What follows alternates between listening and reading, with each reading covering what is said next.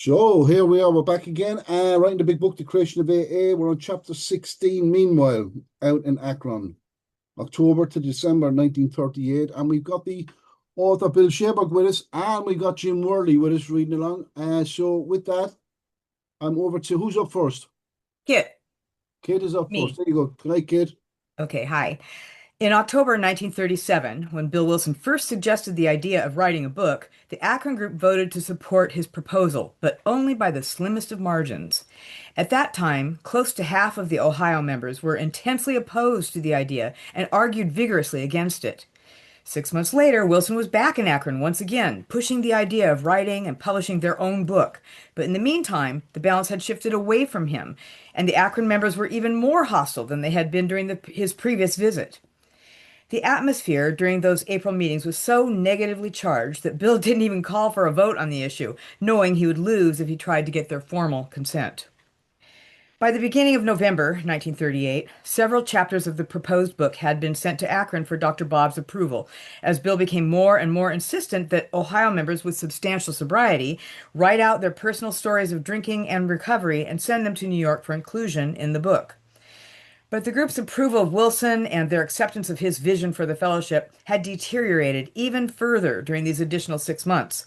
So much so that a large majority of the Akron members, who were now being pressed to participate in a project that they strongly opposed, were in open revolt against what they saw as Bill Wilson's money-grubbing approach to sobriety. Akron and New York are far apart. At this point, the Ohio group had not yet been told Hank Parkhurst was selling stock in the 100 Men Corporation, something they would not learn until Bill's visit to Akron in March 1939. Of the 179 shares Parkhurst finally managed to sell, not one was bought by an Akron member, including Dr. Bob Smith, nor did anyone in the newly sobered Cleveland group that still regularly drove down to Akron to attend the Wednesday night meeting at T. Henry Williams' house ever buy any stock. Bill said that the Ohio people, quote unquote, subscribed no money whatsoever to the book project, and they were keeping themselves as far removed as possible from Bill Wilson and his ambitious plans for spreading their newfound solution across the country. From their perspective, all of these grandiose New York projects were little more than misguided and egotistical schemes, each of which was fatally contaminated by the unavoidable need for money. By this time, the New Yorkers had proudly adopted the name, quote unquote, Alcoholics Anonymous, along with the completely separate identity this new name implied.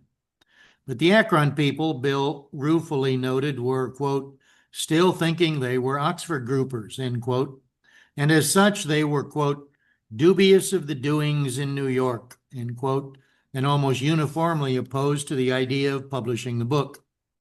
They considered it a, quote unquote, dangerous undertaking for a variety of reasons.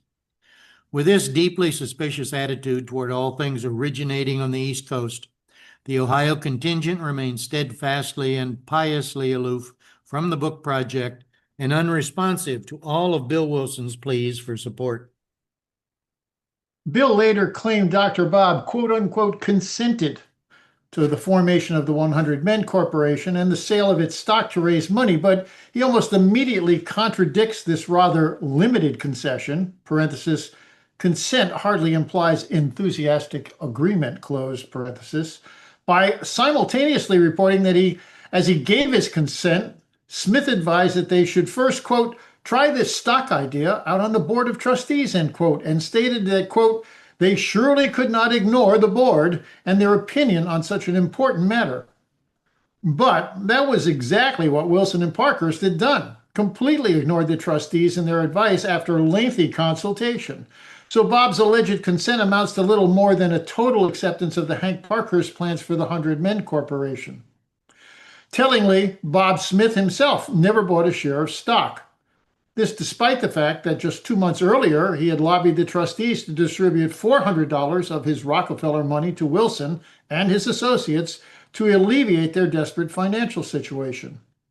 Not spending a minimum of $25 to support this all-important New York initiative is certainly a strange and significant omission on Dr. Bob Smith's part.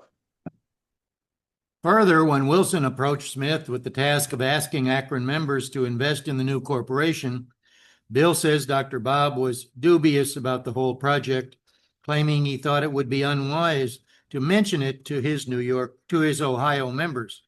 Quote, some promotion might be justifiable in New York, but few Akronites would be able to see it, unquote.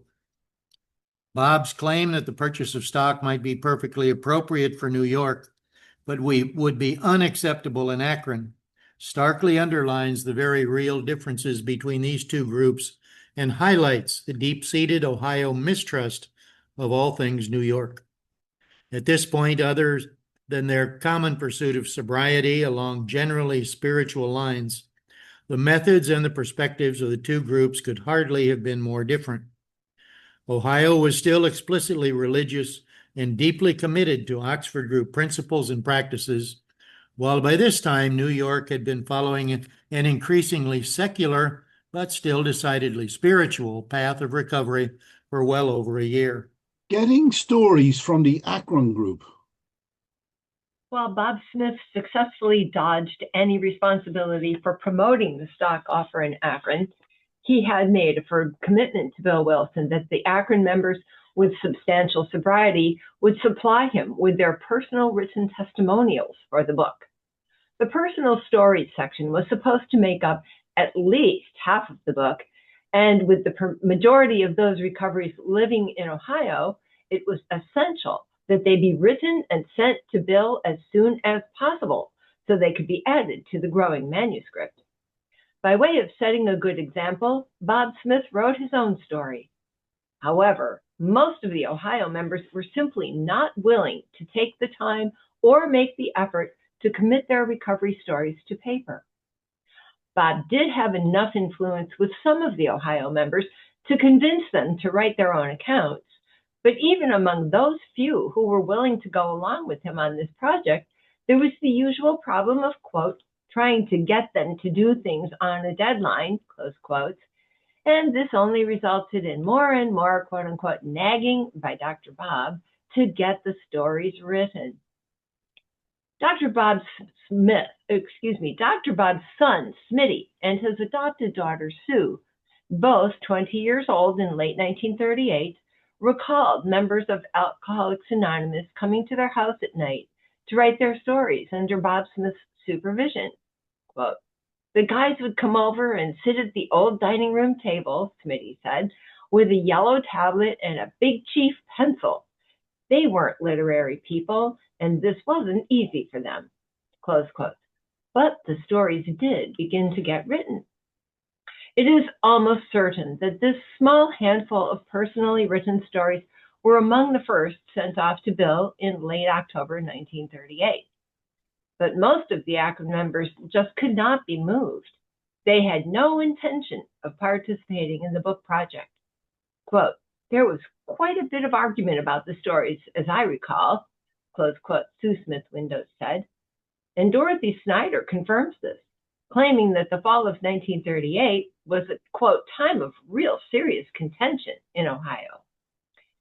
There was so much controversy over the book, she said, and such direct opposition to the entire project by a significant number of people that there was a real fear that, quote, the whole Akron group was going to break up over the argument. Dr. Bob finds a writer to produce more stories. According to Dorothy, Dr. Bob was, quote unquote, in great grief over this major disagreement and completely at a loss over what more he could possibly do to move the stories project forward. Then Smith got a lucky break that he quickly turned to his own advantage. He, quote, found a bum down on Akron Skid Row who had been a newspaperman, quite a famous one in his time, Jim Scott, end quote. Jim's drinking career had taken him all over the world, and in his travels and travails, he had created a wildly varied resume. In addition to his work with newspapers, Jim had been an English bookie and a rare book dealer, interspersed with jobs as a factory worker, sailor, hobo, soldier, publicity man, editor, advertising manager, and WPA administrator. But it was Jim's writing talents that Bob Smith needed right now, and he felt if he could only, quote, strengthen Jim up, he would really be able to help end quote, him get the stories written. Stories that by now Bill Wilson was constantly nagging him about. Jim did manage to stay sober, in parentheses. It was not his first attempt to quit drinking in Akron AA, end parentheses, in no small part because he was taken in for several weeks by Tom Lucas and his wife. Certainly an act of Christian charity, but also an insurance policy against Scott drinking again, and thereby ruining any chance of helping Dr. Bob find a way out of the current dilemma.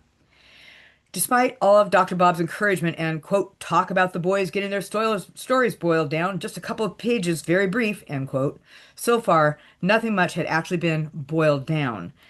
Jim Scott looked like just the man to step in, take charge, and finally start getting some stories written about the Ohio members' experiences. Over the next few months, if your name was on Bob Smith's list of targeted writers and you had not yet submitted your story, he would, as one Akron veteran put it, send Jim Scott over to sit down and, quote, listen to you recite your story, end quote, after which Jim would go back home and, quote, write it up for you, end quote. If the Akron drunks weren't willing to take the time to compose their own stories, then the version produced by a well-informed professional writer would just have to do. Dr. Bob was at first unsure whether this ghostwriting arrangement would be acceptable to Bill, but when he told him about the plan, Wilson approved of it. He was in favor of whatever it would take to get the stories actually written and mailed off to him in New York. Jim Scott was, quote, always careful to leave the flavor, the character of the person, close quotes, in the stories he was writing. At times, this must have been a real challenge, because even this quote-unquote easier, softer way of getting things down on paper was not without its share of serious problems. Some people were still so categorically opposed to the whole project that, according to one early Akron member, the ghostwriting often involved Jim Scott having to, quote, drag it out of these poor fellows, close quote, before he could get enough material to create a coherent narrative. As one particular example of an unenthusiastic participant, this old-timer specifically mentioned, quote, poor old Joe Doppler, close quotes, whose story, The European Drinker, appears in the first 3 editions of the Big Book. Doppler must have been a particularly reluctant and difficult case to have triggered such a clear and compelling memory during an interview given 16 years after the fact.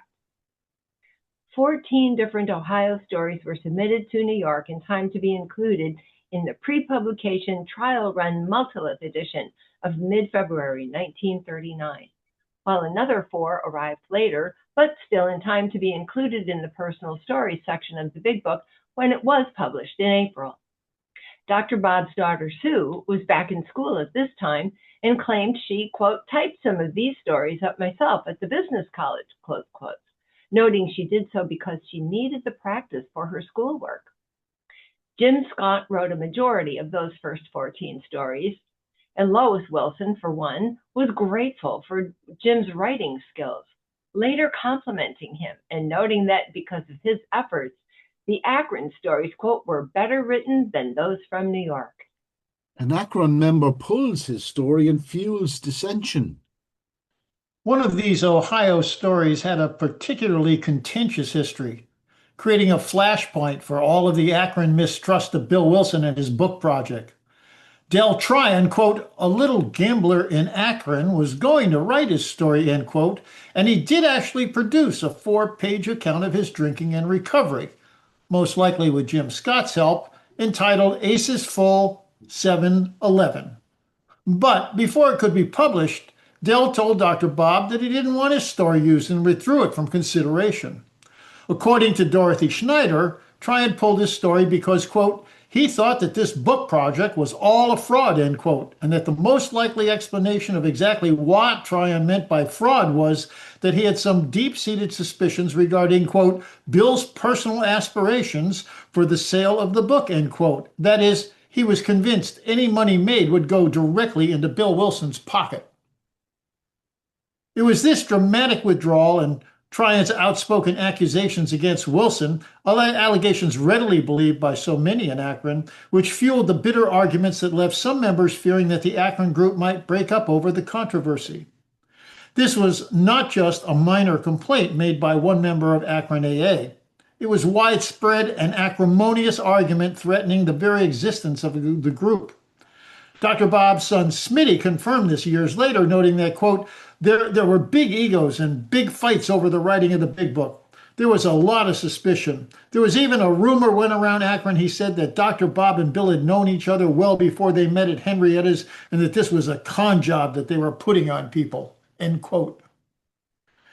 In this overheated atmosphere, the mistrustful Del Tryon insisted that if Bill Wilson was going to be making money off this book, then he should receive some royalties from those sales, or at very least he should be paid for the use of his story. After Del withdrew his story, Dr. Bob prodded him to reconsider and eventually convinced him to resubmit it. Tryon's story did appear in the mid-February pre-publication multilith printing of the text, but once more he decided that the book project was nothing but a scam to line the pockets of the people in New York City. Sometime in late February or March of 1939, he withdrew his story again, and it did not appear in the personal story section when the big book was published in April.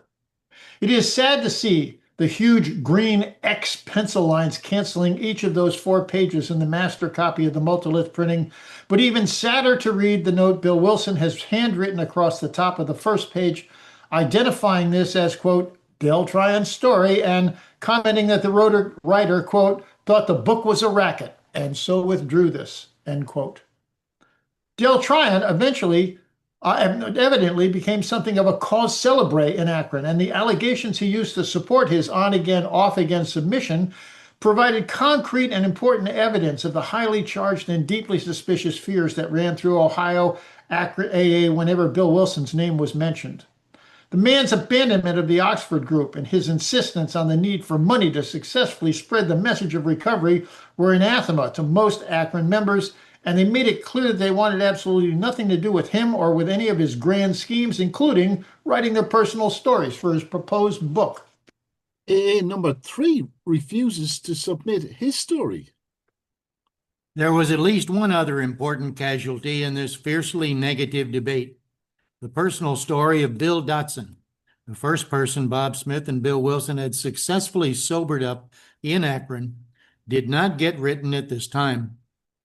The man universally recognized as AA number 3 refused to submit his story, so his first-person account of Bill's and Bob's early and successful visit to his hospital bed did not appear in either the multilith printing or in the first edition of the Big Book. Dotson was held in particularly high regard by the local AA members, and he had secured a prominent spot on the list of potential Big Book story writers Hank Parkhurst had put together in June.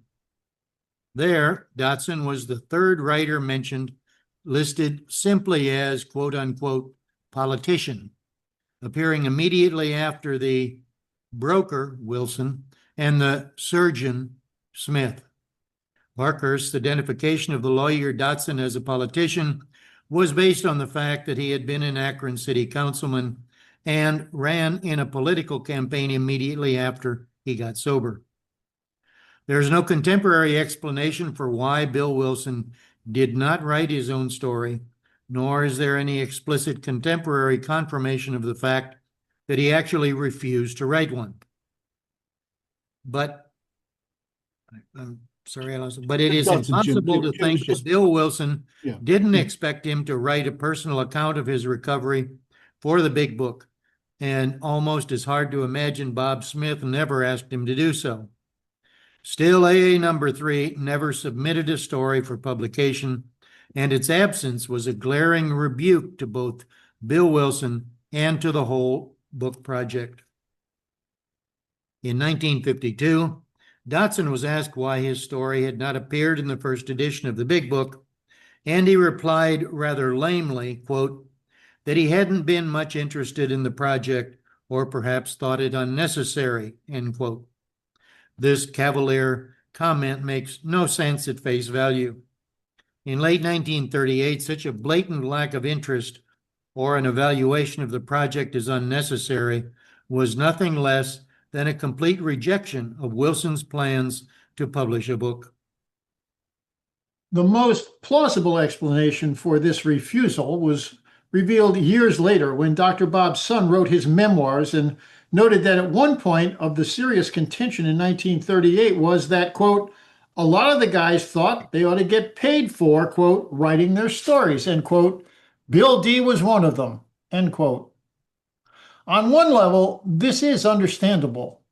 If you were convinced the book was a racket whose only purpose was to make money for a few New Yorkers, asking for a share of the profits would have been a contentious but not entirely unreasonable position to take.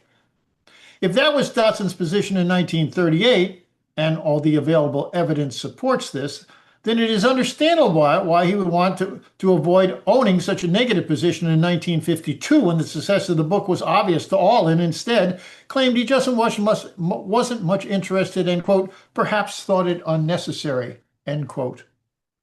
Whatever his reasoning had been in 1938, 14 years later, Bill Dotson had obviously changed his mind. He noted in that same later interview that, quote, Bill Wilson had recently come out to Akron to record his story, end quote, and that the version Wilson would be writing based on that meeting, quote, would be in the next edition of the book, end quote.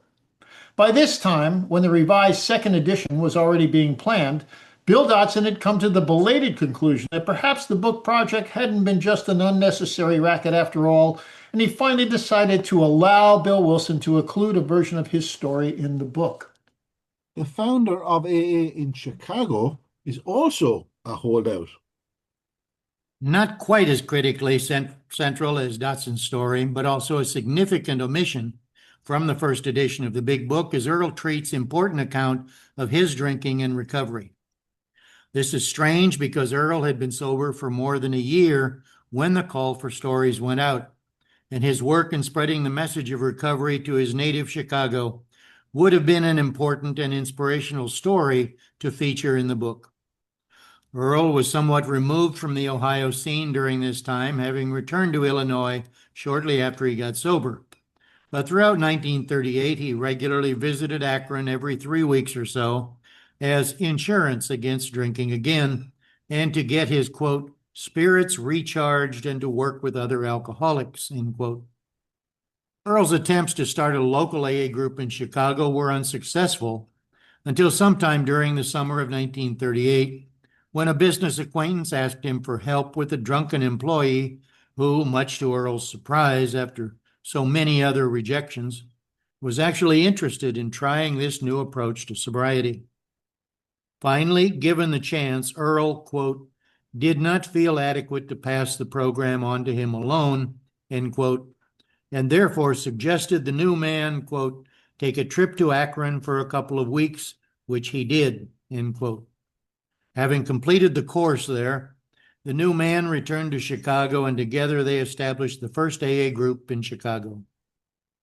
The real-life story of how the message could spread to another major city is so important that it is difficult to imagine why it did not appear in the first edition of the Big Book. One likely reason that during his frequent trips to Akron, Earl Treat had imbibed more than enough of the controversy raging there to agree with Del Tryon that the book was a racket, and so refused to submit his own story. Earl never offered an explanation for why his story was not in the first edition of the book, but the most plausible assumption is that his objections were the same as Tryon's and Dotson's. That is, if money was going to be made from the publication of this book, then he deserved to be paid for his contribution to it. One thing is sure, the atmosphere in Akron in late 1938 was toxic whenever the topic of writing stories for the proposed book was mentioned. Bill Wilson sends new chapters to Dr. Bob. On Thursday, November 3rd, just 7 weeks after he had started writing again, Bill Wilson sent Dr. Bob a letter that included 2 revised chapters and 3 new chapters, along with some pointed criticism of his own writing style. Dear Bob, I'm enclosing you 5 chapters, 2 of which you have already seen in the rough. All these can be improved a lot, and I agree that the chapter of the agnostics should be longer and perhaps somewhat different in character. I'm turning this stuff out as fast as I can, being only once corrected dictation. You can't call it serious writing. After I get all through with these general chapters on the present basis, I will edit them as carefully as I can, bearing in mind the criticisms and suggestions from anyone who wants to make them. So you might be showing this stuff around, asking people what they really think. I find it is pretty hard to get people to voice their real opinions, as they're too much afraid of hurting the author's feelings. So I wish you would make a special effort to get people to speak their minds. In my opinion, the stuff I have done is not always clear, is sometimes too long-winded, and may not always be the best possible presentation. So I wish you would tell people to speak up or forever hold their peace. I hope to get out there about December 1st for a week or two so we can cover these matters better. Everybody who has seen the personal stories from Akron thinks they are great. Many regards to all and much love to my Annie. Yours, WGW, RH. Early Akron stories are acknowledged.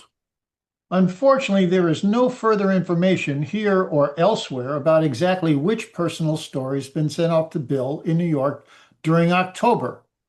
Since the ones Jim Scott would create were still a few weeks away, in all likelihood, these were taken from a small handful of Ohio stories written by the individuals themselves. Bill Wilson later noted that Jim Scott, quote, must have ghostwritten about 12 or 13 of those stories, end quote. And if that estimate is correct, that leaves only 5 or 6 of the 18 stories from Ohio that could have been written by the Akron members themselves. Of these, we know that Dr. Bob wrote his own story, The Doctor's Nightmare, and that William Van Horn submitted his own personal account, A Ward of the Probate Court. Besides these 2 confirmed authors, it is likely that Paul Stanley, Dr. Bob's confidant and his travel companion to the December dinner at Rockefeller Center, would have written his own stories. Beyond his close and confidential relationship with Bob Smith, the brevity of Paul's story, Truth Freed Me, was just 862 words long and one of the only 3 Akron stories to be less than 1,000 words. Also strongly suggests that he was the author of his own story. One other candidate Dr. Bob may have convinced to write his own story as early as October would be Ernie Galbraith. He was the fellow Bill Wilson had specifically mentioned to Bob Smith in his late June letter regarding the proposed book. Quote, the story of a fellow like Ernie could be included in the shorter narratives, or perhaps considering his wonderful comeback with powerful effect in the chapter on failures, end quote. Ernie was a frequent visitor at the Smith household and at this time quite popular with both Bob and Ann, so it is highly possible that at Bob's insistence he was one of those few Akron members who did agree to write his own story.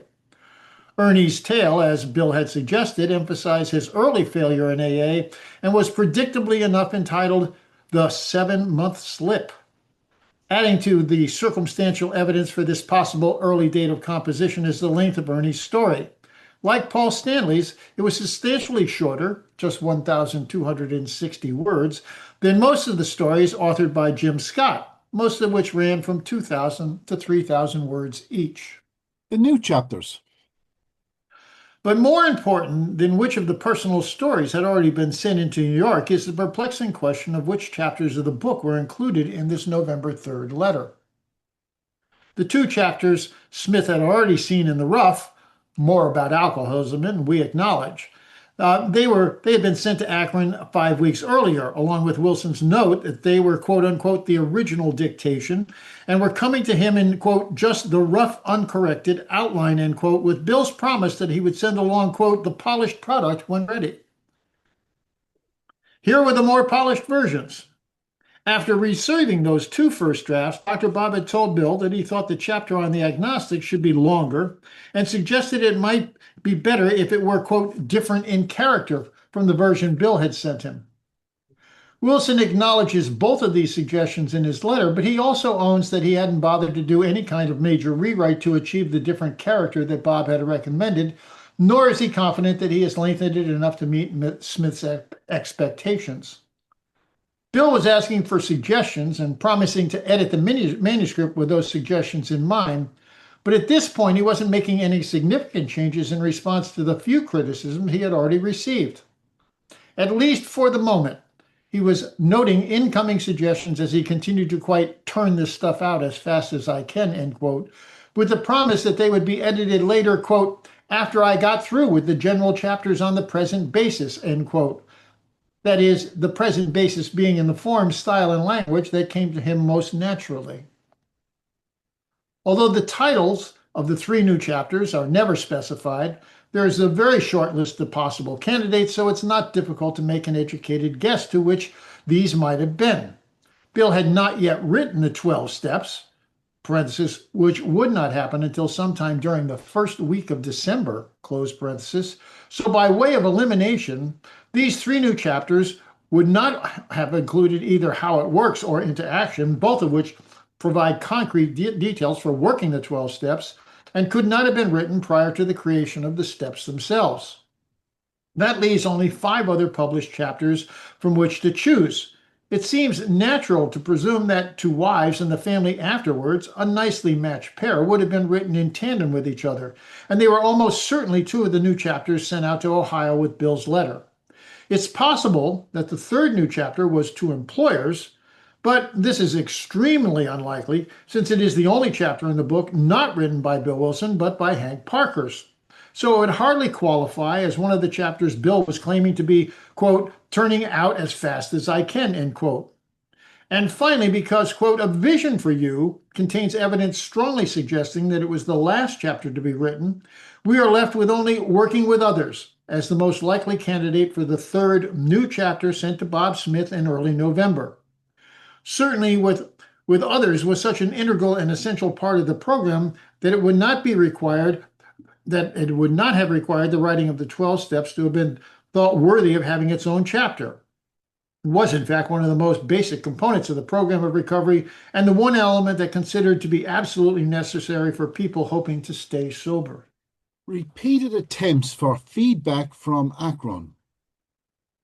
This was the 3rd time Bill had sent chapters of the book to Dr. Bob asking for his comments and opinion. But it is interesting to note the differences in Wilson's 3 requests for feedback and also the varied instructions he sent about who else in Akron should be shown these proposed chapters and why. In late June, when he sent Smith the recently finished versions of There Is a Solution and Bill's Story, along with Hank Parkhurst's detailed outline for the book, Bill included a 5-page letter suggesting that Bob, quote, could use this material as a sort of trial balloon and a starting point for discussion of what you folks out there believe the book ought to contain, end quote. Note that Wilson, ever the politician, has deftly sidestepped the fact that just 2 months earlier, over half the Ohio members had been vigorously opposed to the writing of any book at all. In a tacit acknowledgement of this fact, Bill does explain his rationale for going ahead with this project despite the objections so recently raised in Akron. He also spends a fair amount of time giving reasons why, quote, it is going to take time and money to get this book out and put into circulation, end quote. Another Ohio hot button. Before finally asking Bob Smith what he thinks might be a good title for the proposed book. But all that was just packing material for the central and overriding purpose of this long June letter, which was to, quote unquote, get the ball rolling on what Wilson clearly considers to be Akron's most important contribution to the book, the writing of the personal stories. Bill spends more than 2 full pages giving detailed instructions for those who should be writing their stories, how long each one should be, and precise directions for what he would like to see covered in each of these stories. Then, with these guidelines so carefully and explicitly in place, he tells Bob Smith, quote, it might be a good idea if you showed the stuff around generally and then asked people to write their own stories, end quote. Having passed along the laundry list of particulars, telling the Ohio members how he expected them to participate in the project, and presuming that these potential authors would have read his own story, Wilson wraps up his instructions to Bob Smith by giving him a solid nudge about his own responsibilities in relation to this project, saying, quote, If you could get the ball rolling along these lines, it would be great and greatly facilitate tying up the packages quickly and neatly later on." End quote. Bill's blithe assumption that the stories would be written doesn't leave any room for Bob Smith to argue. Although at one point in the letter, Wilson does rather generously allow some openness to feedback. Quote, "The foregoing are suggestions only. We can never tell where the next best idea may come from and who will make a still better suggestion. So please take the picture I have sketched and do not hesitate to add, subtract, and multiply it in any way which occurs to you all. I am not suffering at the moment from any pride of authorship, so let everyone do their best, and if they like, their worst." End quote. While this is an honest and open invitation for all the Akron members to review what had been written in these 2 chapters and to make suggestions for changes, this last phrase acknowledges that Dr. Bob might have some trouble selling this program to his local members. And as noted earlier, taken all together, these 2 polished chapters and the detailed outline must have presented a formidable package, a fait accompli, that would require a large amount of work by anyone wanting to make significant changes to Wilson's proposal. To many in the Ohio Fellowship, this must have looked like a ship that, despite all their strenuous objections, had already sailed and was now set on an irreversible course. Since their negative opinions about the writing of the book had been so flagrantly disregarded, their only remaining option was to simply boycott the entire project. Bob, even more aware than Bill of the dissension surrounding this volatile topic, shared these new materials with very few people in Akron. 3 months later, in late September, Bill sent Bob the rough drafts of More About Alcoholism and We Agnostics, again asking for his personal opinion.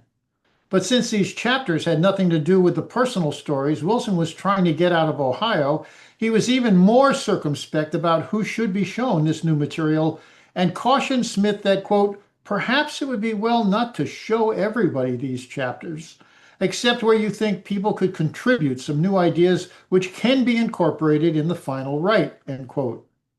Clearly, Bill was worried that many, if not most of the Akron members would be more interested in opposing the project outright than they would be in making anything resembling constructive criticism to the proposed text. And he was asking Bob to confine the circulation of these writings to those who seemed at least favorable to the project and might be willing to make positive contributions. At the same time, Bill is suggesting Bob significantly limit the number of people who have been shown these 2 chapters. He also requests that these few readers confine their comments and criticisms to, quote, "new ideas which can be incorporated in the final right," end quote. That is, he's not soliciting major changes to the text, but rather asking for edits and contributions that might be fit neatly into what he has already written. Input is limited. 5 weeks after that, on November 3rd, the 2 newly revised and 3 completely new chapters arrived in Ohio, heralding the fact that this book was no longer just a speculative project. It was something that was going to be written and published. This reality demanded that the Akron people begin making some sort of critical contributions to the book, or at least sign off on what Bill had written so far. In an effort to make that happen, Bill Wilson tells Bob Smith in 2 previously quoted paragraphs, but worthy of being repeated in this context. "So you might be showing this stuff around, asking people what they really think. I find it is pretty hard to get people to voice their real opinions, as they are too much afraid of hurting the author's feelings. So I wish you would make a special effort to get people to speak their minds. In my opinion, the stuff I have done is not always clear, is sometimes too long-winded, and may not always be the best possible presentation. So I wish you would tell people to speak up or forever hold their peace. I hope to get out there about December 1st for a week or 2 so we can cover these matters better." Bill's beginning to sound just a little bit desperate here. He hasn't received any substantive feedback from Ohio in response to his last 2 letters, and without some sort of response, he fears the book project will be seriously compromised. In his previous letter, he had suggested, quote, "It would not be well to show everybody these chapters," end quote, but he has now begun to realize that unless the Akron people make a contribution to the book, or at least sign off on the text before it is published, it will never be their book. This book would be going to press soon in the near future. So now is the time for, quote, "people to speak up or forever hold their peace," end quote, or they would have no say in how the announcement of their fellowship's new program of recovery would be packaged and presented to the American people. In another letter written on the same day that he mailed these 5 chapters to Dr. Bob, Bill tells a Cleveland member named Bill Jones that he has just sent, quote, Doc Smith some more chapters, end quote, and notes that he wants, quote, people to say what they really think, end quote, about them. Quote, after all, end quote, he tells Jones, quote, we are trying to write the best possible book, one which reflects the view of the group rather than the individual.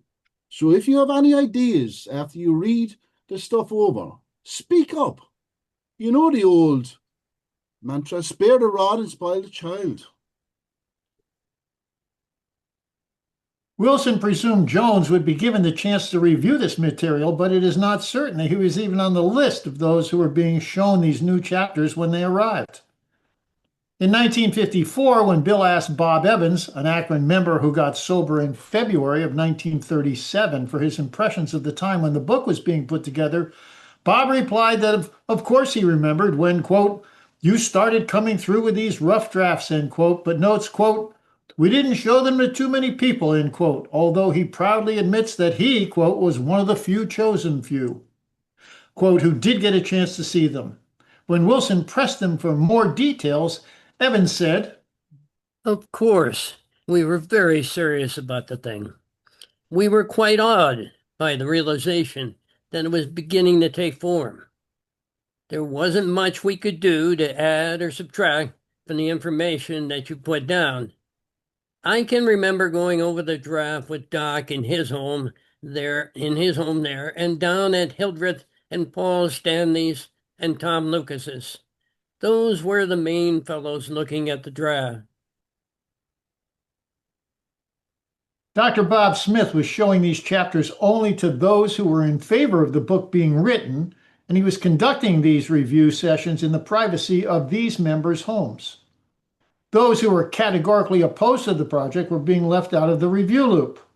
And of those who did get a chance to read the chapters, none of them ever offered any significant changes or made any substantive constructive criticisms to what they were reading. As Bill Wilson so neatly summed up the so-called Akron review process, quote, the chapters of the... Go ahead, Jim.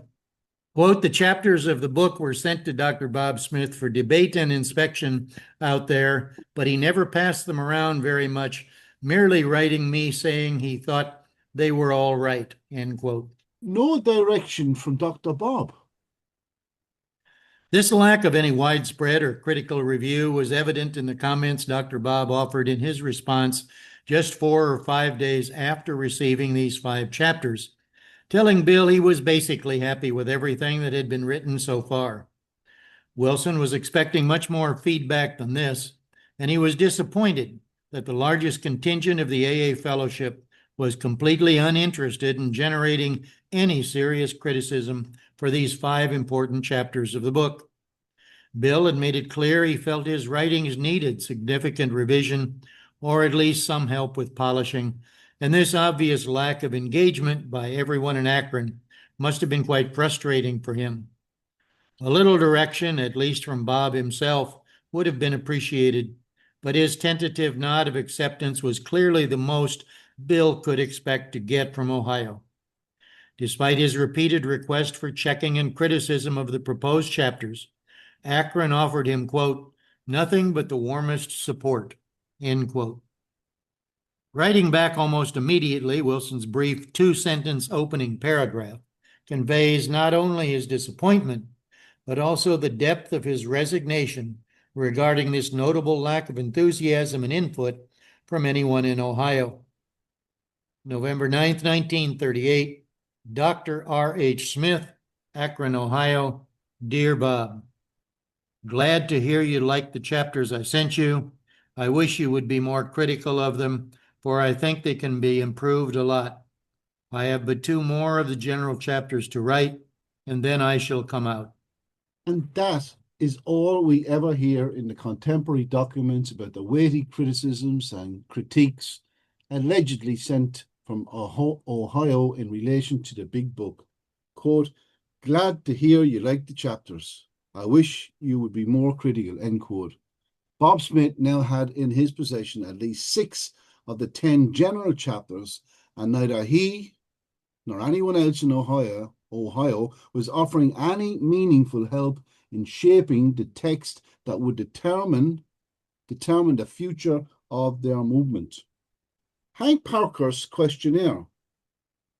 Bill didn't belabor his disappointment.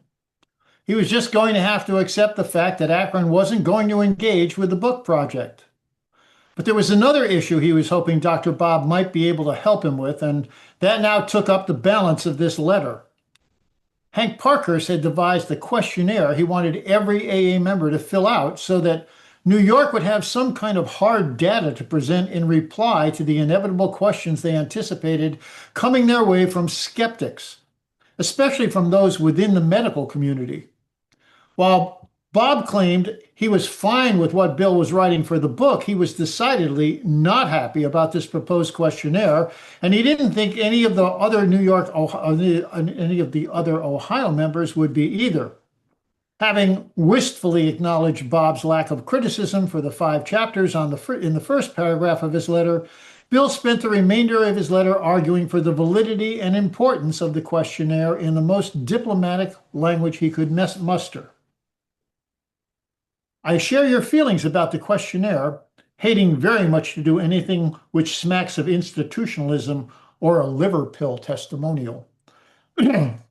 Yes, yet I think it's good sense that we have such information on hand. We are making some claims in this book which, medically speaking, are rather staggering. They are certain to be questioned. To have an easy means of authentication may come in handy. As you know, we are approaching the Reader's Digest, Good Housekeeping, Saturday Evening Post, etc. We are also going to want some eminent doctor or businessman to write a foreword for the book.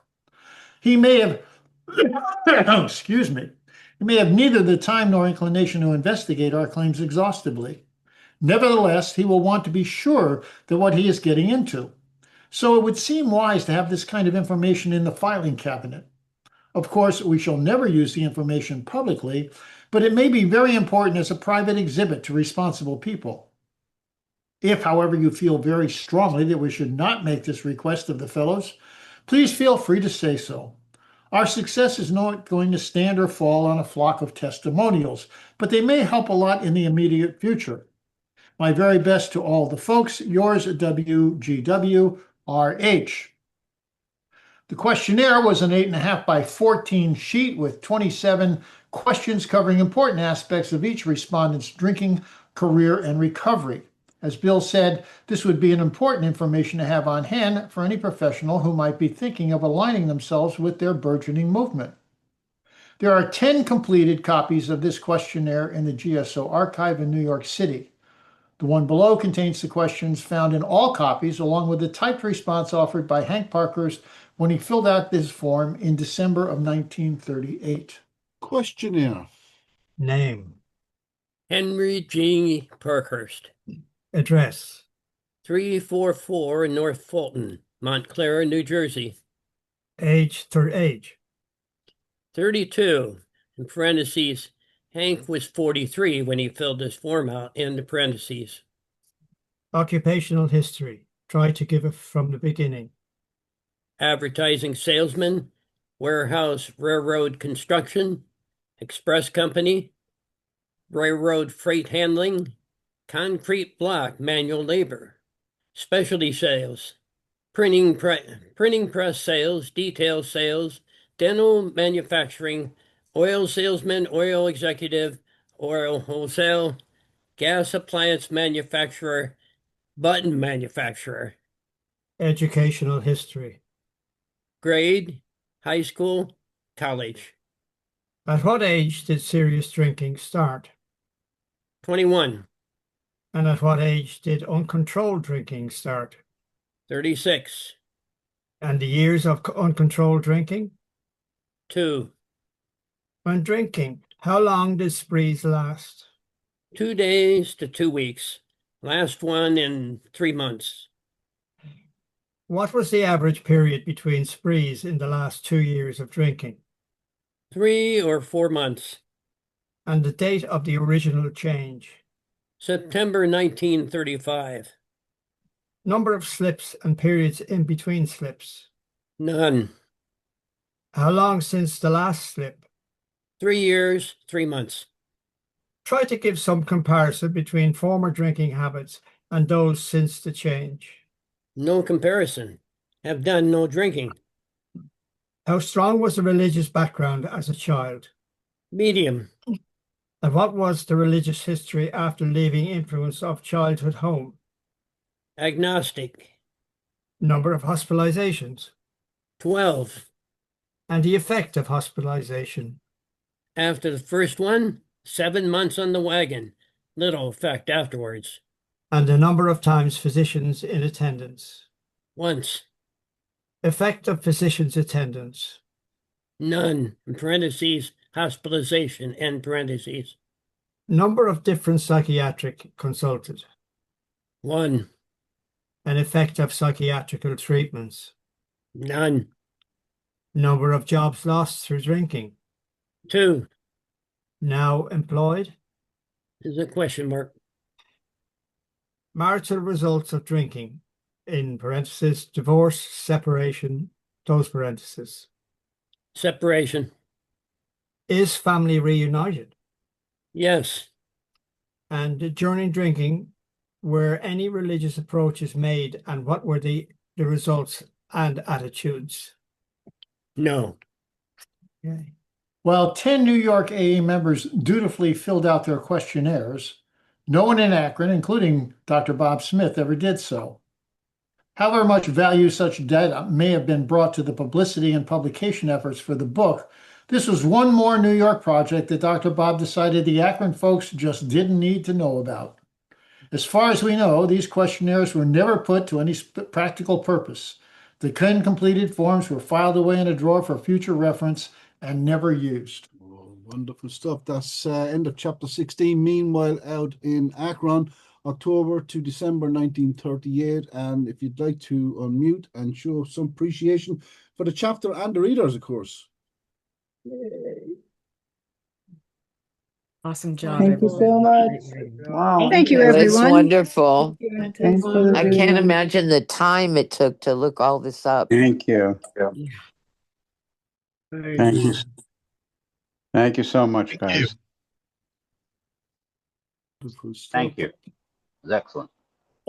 And we're going to go to the author straight away. I think Bill Schaberg, how Wilson pulled this off is just more tremendous the more I read about it. How he got this thing together. It's incredible. You're muted, Bill. Bill, we don't want to miss anything. Please unmute. Thank you, Bill. You should be able to, Bill. Is that me? Yes. Like most things, David, I think it's helpful that there was really one person driving this bus. You know, I mean, this whole idea that there was 100 men and they all contributed to the writing of the book it's not just improbable on the face of it. No, I mean, I have a hard time going to a 5-man, business meeting, AA group conscious business meeting, I just can't imagine that those guys back there weren't equally contentious and opinionated and frozen in their opinions, So anyhow, that's just what was going on. I really like this chapter because I think it's important, and it was one of the 3 most shocking things that I learned in my research and writing of this book. Was that the people in Ohio just didn't make a contribution to the first 164, well, it wasn't in the first edition, it was 172 pages, but then they renumbered everything, so it came out to 164 in 2, 3, and 4, and it'll be that way in 5. So anyhow, you know, it's I needed to be I needed to document that as much as I could once I realized that's what was going on. You know, I mean, because there's so many, you know, I said we're talking about that Mythbuster thing. You know, one of the myths is that, you know, you know, Dr. Bob got Jim Smith. Wasn't that wonderful? And what it was wonderful because he couldn't get anybody else to write their damn stories, you know, and that kind of gets left out, you know. It's just like, oh, these guys were going to write their stories, but they need a little professional help. So this guy helped those guys write their stories, and that's not what comes out of the interviews that Wilson did in 1954 in preparation for AA Comes of Age with all those people in Ohio. Over and over and over again, they talk about, you know, we weren't going to have anything to do with that damn project. That snake oil salesman from New York, nope, not going to do that. So anyhow, it was fun read. It's one of my favorite chapters. I love this chapter. Thank you, Bill Sherburg. And let's just Jim Worley's with, of course, AA History Only. Jim's great stuff you do on that Facebook page as well. Thank you, Jim. Thanks, David. Yeah, I very much enjoyed this, and this was just another, you know, pulling back the curtain, you know, of what the real story was for me, you know, when I first read it, just realizing, you know, how not only how little they did, but how they were really against, you know, how many were against the book. And there were a few, you know, there was Dick Stanley and you know, there were a couple people that, but, you know, unity never means conformity, you know, and they certainly all didn't believe or think the same thing. And I agree that with what Bill said about, you know, my experience in business with management by committee, you know, has never been good. And it was good that, you know, Bill took the lead and, you know, he was determined to make this happen and he did, you know, and made it happen. And, you know, he put a few little things in there, you know, like, you know, I really want your criticism in it, but, you know, let me know or forever hold your peace, you know. So, you know, he gave him a little bit of warning. It was a very, very good chapter. Very, very interesting. Thank you, Jim. And we're going straight to Isel. Are you in Chicago, Isel? Where are you? Thank you, David, and thank everyone for reading. And thank you, Bill, for coming on and giving us your view of what you discovered. And I have a question. Oh, shocking. Just one?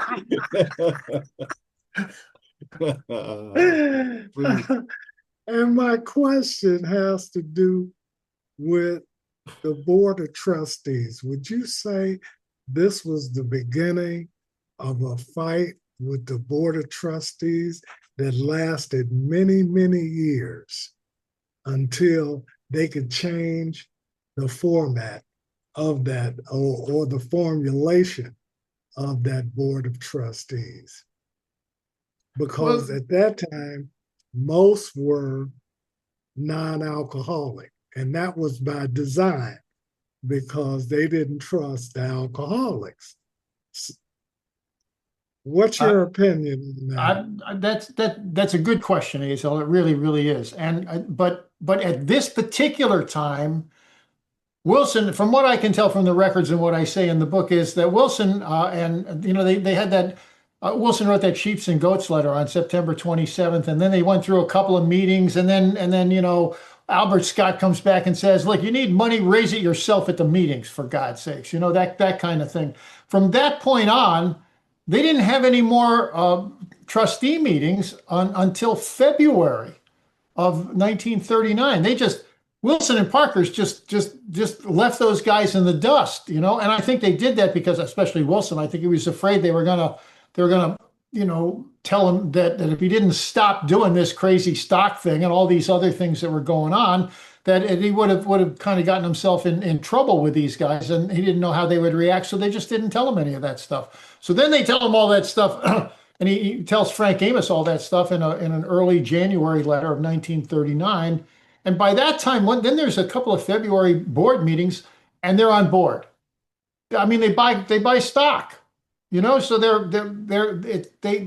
they actually, you know, the train has left the station. So they acknowledge the reality of the fact that there was, however much they may complain about it, these guys, knowing nothing about publishing a book, are going to publish their own book, and that's what they're doing. So just get out of the way or get run over. And I think that's what they did. And then his brother-in-law, Leonard Strong, joins the board. And Leonard Strong, of course, was Bill's best friend when he was drinking, literally, and paid for some of those Towns Hospital bills when Bill was going into Towns Hospital. So, you know, Leonard Strong was a big supporter of Bill, and having him on the board, I think, helped that. I do know that I don't know what happens in the 40s, but you're right. I haven't done any research in the 40s, but I've said here a number of times, and I think you and I have talked about this before. My friend Kevin Hanlon, who did the movie Bill W. with his friend Dan Carasino. Well, I always claim those two guys know more about AA history than five of us put together. But Kevin's done a lot of research in the 1940s. Kevin's been coming out here to lunch every month since December, once a month. He was here on Thursday. And Sarah's just on him about getting something written. And he's always like, I need to do more research. I need to do more research. But when Kevin talks about what went on in the mid-1940s, he talks about Bill Wilson fighting with the board and the trustees. And finally, one of the things they do is they put a majority of alcoholics on the board and not non-alcoholics.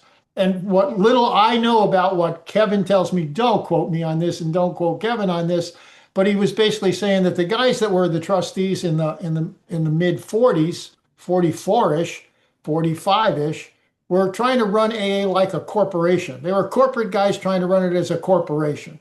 And Wilson was like, no, that's not what we're doing here, you know. And they really had he had a lot of big fights with them. According to, I mean, I've heard this from other people, but especially Kevin has credibility with me because he goes to the archive and looks at this stuff. You know, he's looking at contemporary documents.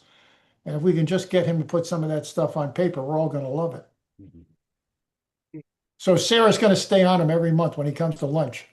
She let it ride for 45 minutes at lunch on Thursday. And then she said, so do we have an outline for the book yet? You know,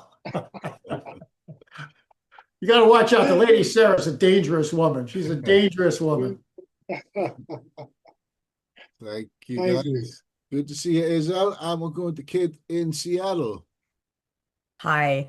Thank you again so much for all of your research and putting this all together, Bill. And thank you, David, for putting this group together.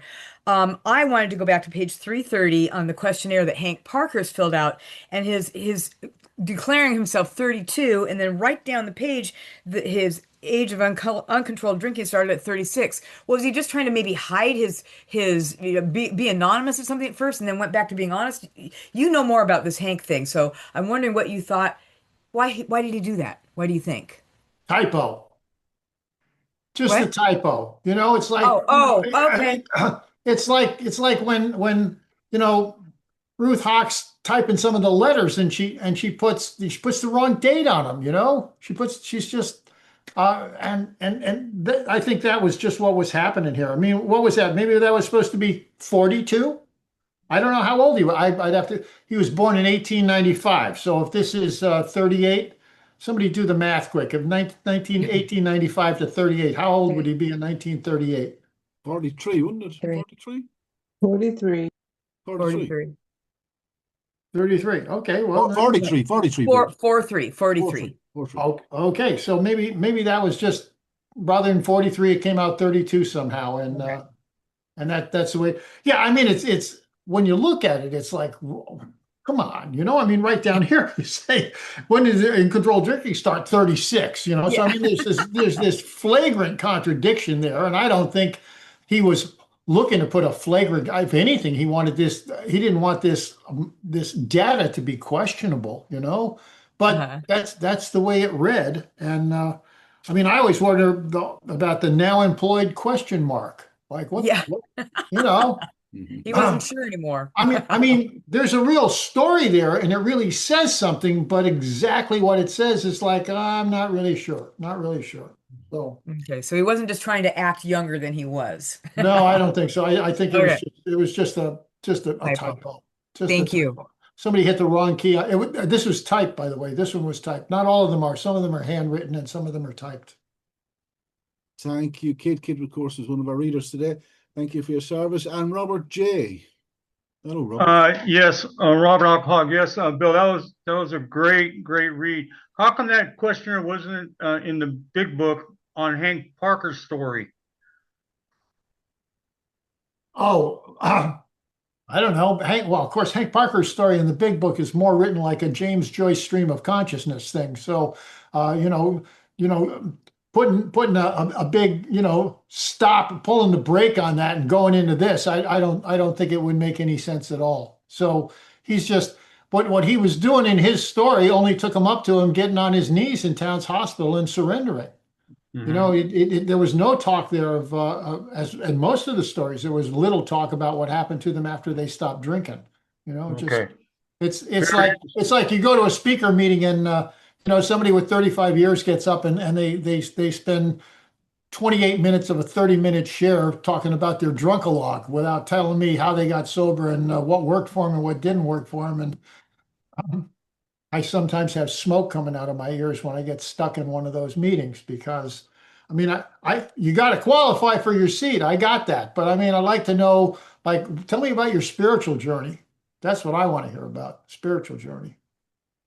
Thank you. Thank you, Robert. Before we go to Gigi, I just want to mention that we have been doing this for a couple of weeks now. Every Sunday we meet up and we listen back to the Q&A, and it's right in the big book, The Creation of AI discussion meeting. So that's tomorrow at 3 p.m. New York time, 8 p.m. UK time. About an hour and so we spend at that. If you want to come along. Gigi, lovely to see you. Hope you're keeping well. Hey everybody, Gigi Alcoholic here in Oregon. I didn't jump the line, did I? I don't know what happened there. No. Okay, so here's my question.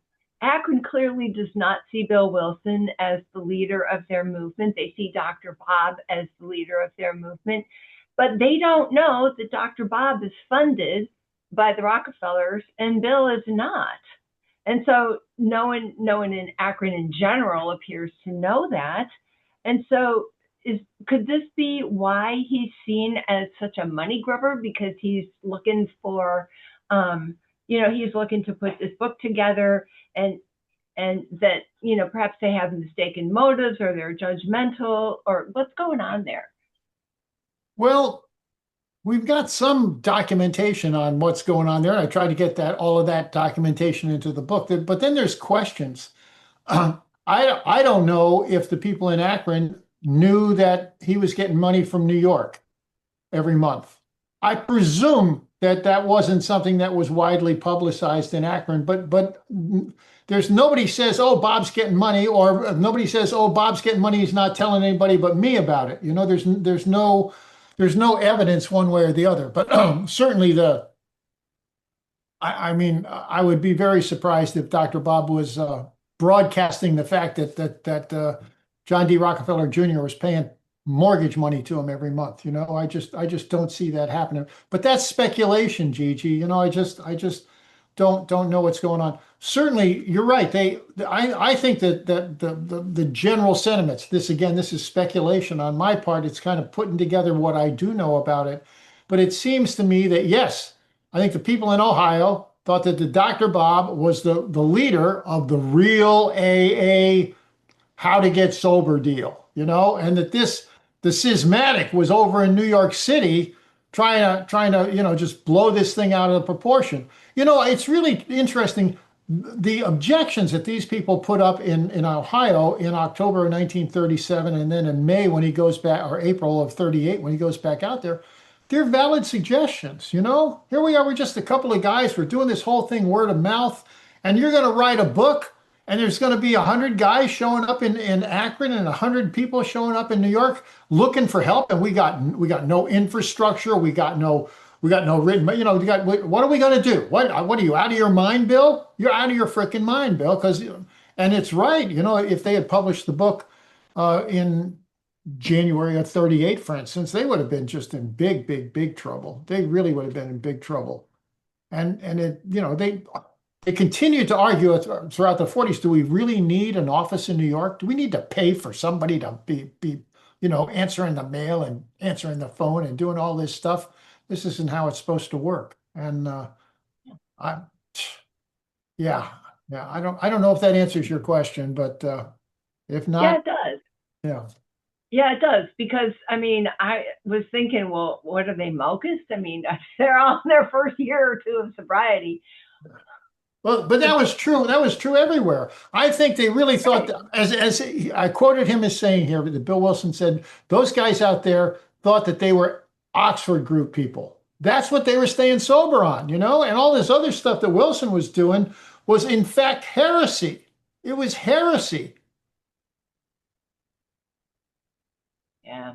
And that heresy was going to kill alcoholics. I think Even that's though how they felt about it. brought it to them. Yeah. Yeah. Isn't that wild? Wow. Interesting. Thank you. You're welcome. Thank you, Gigi. Nice to see you. And Zoom user, I don't have a name for you other than Zoom user. Hello, sir. How are you? Yeah, hi, I'm Steve. Hello, Steve. How are you doing, everybody? And thanks for taking the time. And Bill, I just love your book.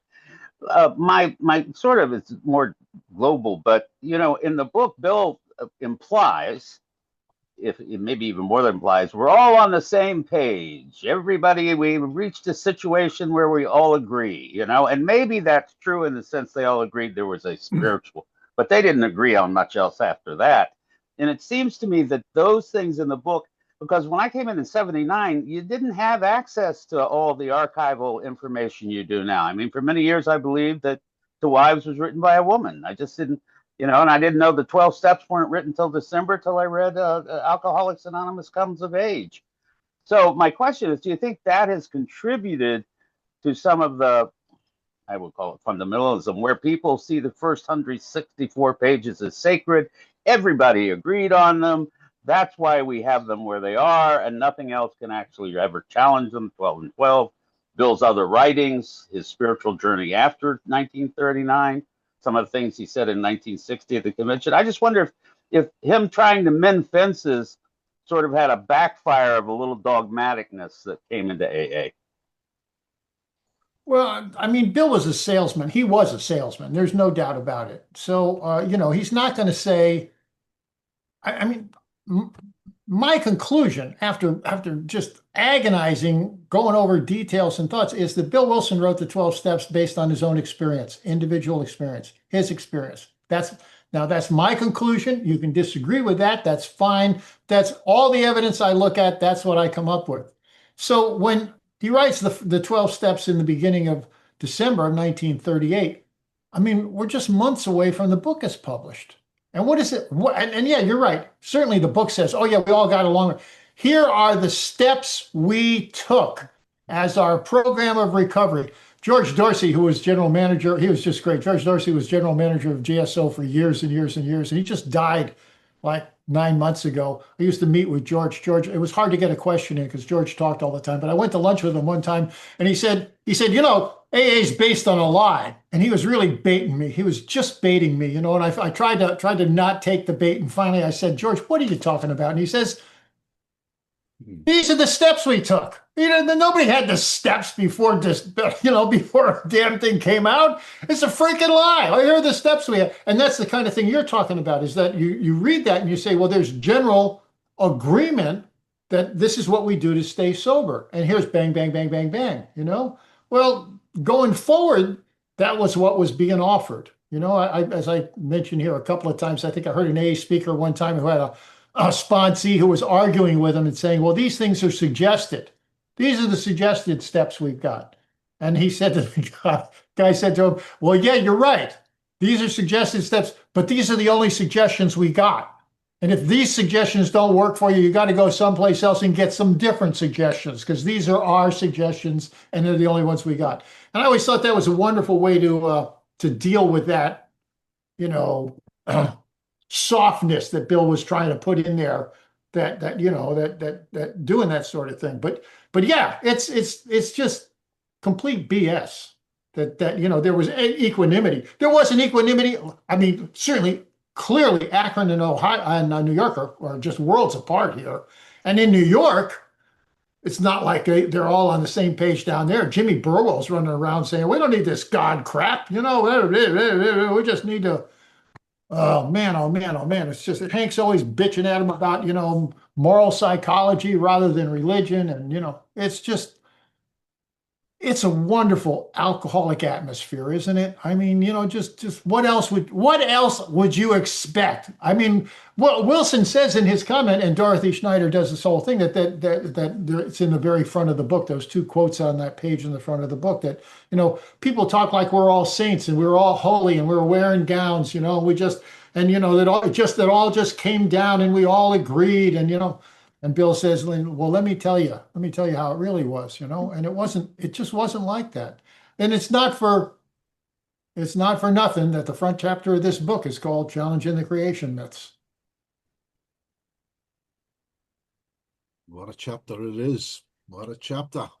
Thank you, Steve. And we got Joe H. Hello, Joe. You're muted, Joe. You're muted. Okay. There you go. Okay. Thank you, Joe Alcoholic. Thank you all so much for the meeting.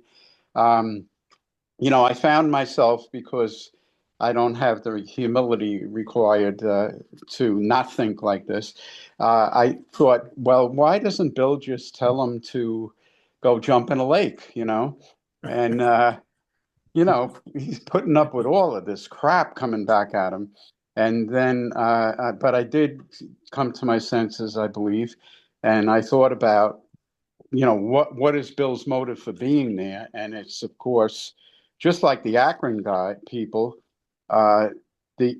staying sober. And, you know, John Barleycorn, as Bill said, he, you know, if we get too far off base, John Barleycorn will take care of us. And, you know, I think we get a latitude to go off base quite a bit with all the mistakes I've made in my sobriety.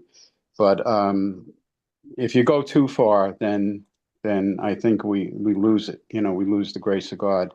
But so that reminded me of it. You know, I did, you know, said, well, yeah, what's he going to do? He's trying to stay sober and carry the message. And even the Akron people who were rejecting him were doing the same thing. They didn't tell New York, we're done with you.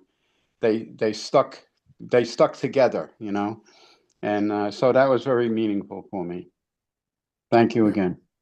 You're welcome, Joe. And that just reinforces, I mean, I say repeatedly that Bill Wilson was a great politician. You know, he was talk about, you know, AA's like herding cats, you know.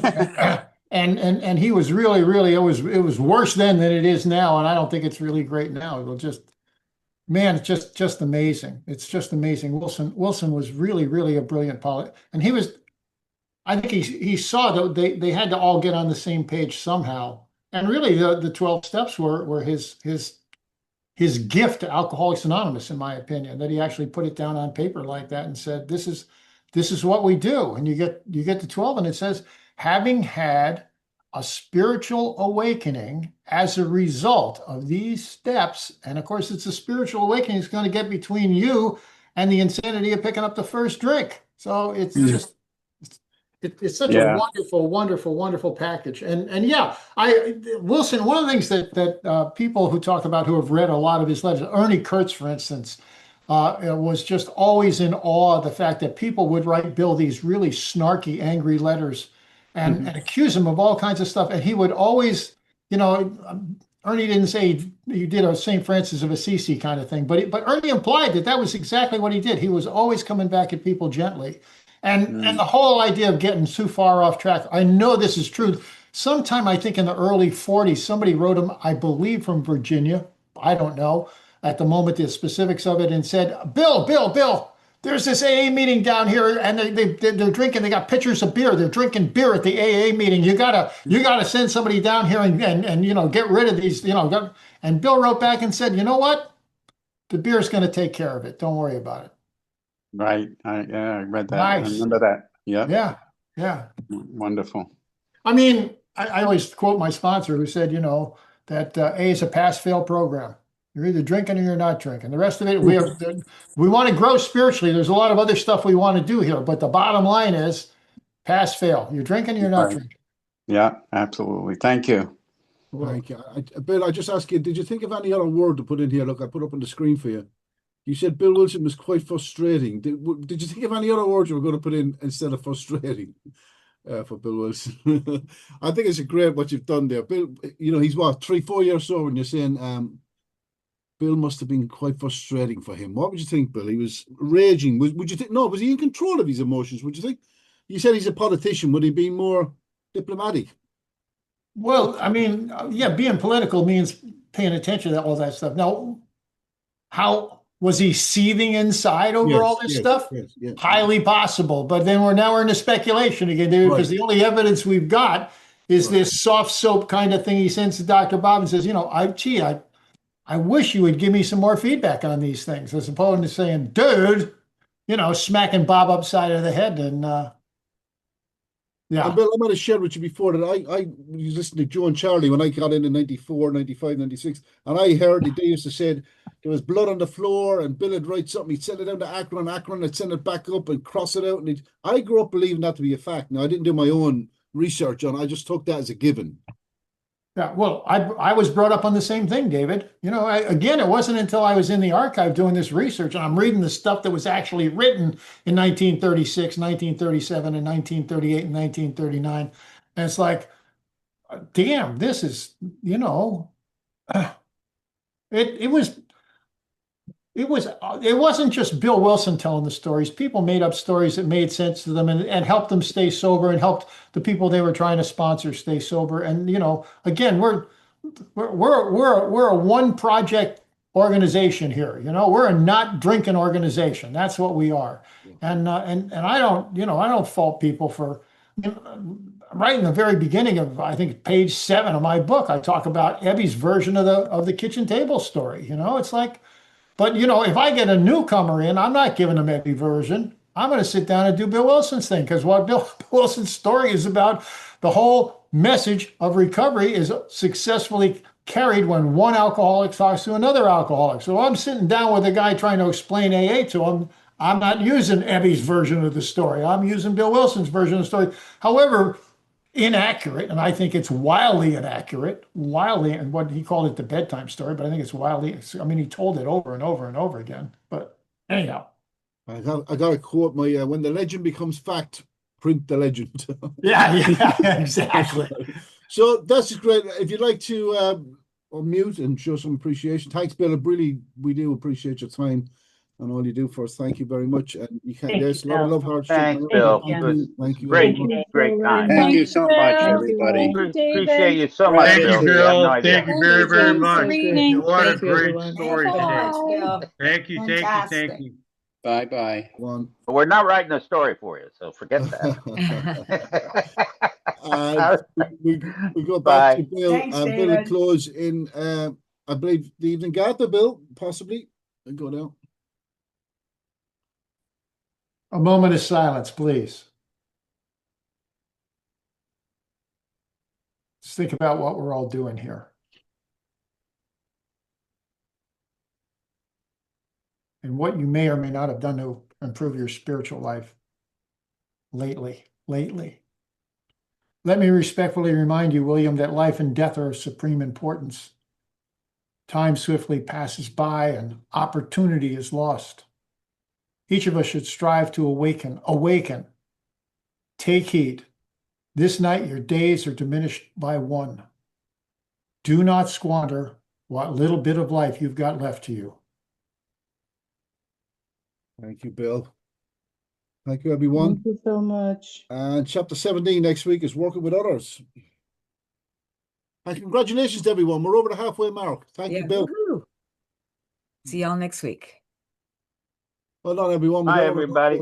Have a great week. See you next week. Thank you. Good night. Thank you. And we will stop the recording. Yeah.